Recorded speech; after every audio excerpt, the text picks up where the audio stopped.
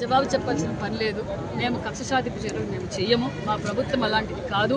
మా ముఖ్యమంత్రి దాన్ని ఒప్పుకోరు, సహకరించరు. మాట్లాడినా అసభ్యకరంగా మాట్లాడినా మా ముఖ్యమంత్రి గారు ఒప్పుకోరు. మరి మేము తెలియజేసేది ఒక్కటే, మరి నేను 17 కాలేజీలు తీసుకొచ్చాను జగన్మోహన్ రెడ్డి గారు అధికారంలో ఉన్నప్పుడు ఎందుకు గుర్తించలేదు? ప్రజావేదిక కూర్చోవడం తెలుసు, రంగుల కోసం రంగుల పిచ్చితో రంగులు మార్చుకోవడం తెలుసు, ఫోటోలు వేయించుకోవడం తెలుసు, స్కూలు బ్యాగుల పైన కూడా ఫోటోలు వేయించుకోవడం తెలుసు. అంతేకాకుండా మరి రాళ్ళు హౌసింగ్ పట్టాలు ఇస్తే సర్వే రాళ్ళు మీద కూడా బొమ్మలు వేయించుకోవడం తెలుసు. ఇటుకో ఇండ్లు గాలి కొదిలేశారు, అమరావతి గాలి కొదిలేశారు, పోలవరం గాలి కొదిలేశారు, ఇరిగేషన్ ప్రాజెక్టు గాలి కొదిలేశారు. మరి అనేక పరిశ్రమలు మరి జే ట్యాక్స్ కట్టలేక ఇతర రాష్ట్రాలకు వలసపోయే విషయం మీకు తెలుసు. మరి మేము ఈరోజు ఏదే కానీ జగన్మోహన్ రెడ్డి గారు మొదలుపెట్టిన 17 కాలేజీలు మేము వదిలేయచ్చు, గాలి కొదిలేయచ్చు, ఆయనలాగా గాలి కొదిలేయచ్చు. కానీ మేము గాలి కొదలలేదు.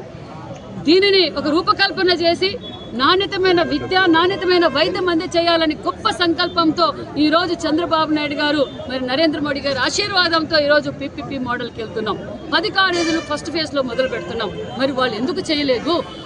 వాళ్ళు ప్యాలెస్లు కట్టుకోవడానికి డబ్బులు ఉంటాయి, దాచుకోవడానికి డబ్బులు ఉంటాయి, పార్టీ ఆఫీసులు కట్టేకి డబ్బులు ఉంటాయి.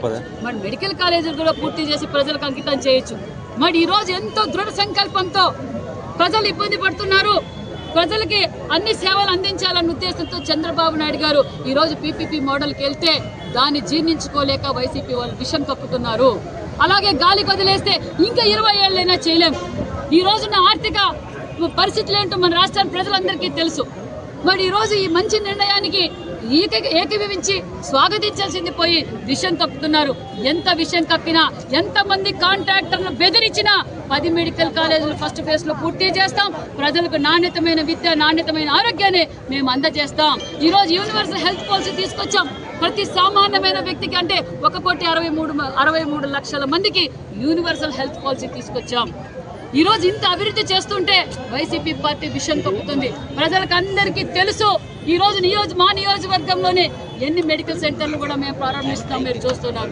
అన్ని సెక్టర్స్ని ఈరోజు డెవలప్మెంట్లో ముందంజలో తీసుకెళ్తున్నారు రాష్ట్రం అన్న విషయాన్ని కూడా తెలియజేస్తూ ఖచ్చితంగా అమరావతి పూర్తి చేస్తాం, పోలవరం పూర్తి చేస్తాం, ఇరిగేషన్ ప్రాజెక్టులు పూర్తి చేస్తాం, పరిశ్రమలు తీసుకొస్తాం, జీఎస్టీ రిఫార్మ్స్ తీసుకొస్తాం, మెడికల్ కాలేజీలు పూర్తి చేస్తాం, అన్ని రోడ్లు పూర్తి చేస్తామన్న విషయాన్ని కూడా మీకు తెలియజేస్తూ మరి ఇదే దీని మీద మాట్లాడుతున్నారు.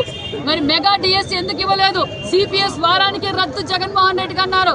జగన్మోహన్ రెడ్డి గారు 1 వీక్కే సిపిఎస్ రద్దు అన్నారు, సంపూర్ణ మద్యపాన నిషేధం అన్నారు, మరి టిట్కో ఇండ్లు పూర్తి చేస్తానన్నారు, అమరావతి రాజధాని అన్నారు. మరి జగన్మోహన్ రెడ్డి గారి ఆ పార్టీ వారికి మాట్లాడే అర్హతే లేదన్న విషయాన్ని కూడా తెలియజేస్తే వాళ్ళకి మనుషుల విలువ తెలియదు.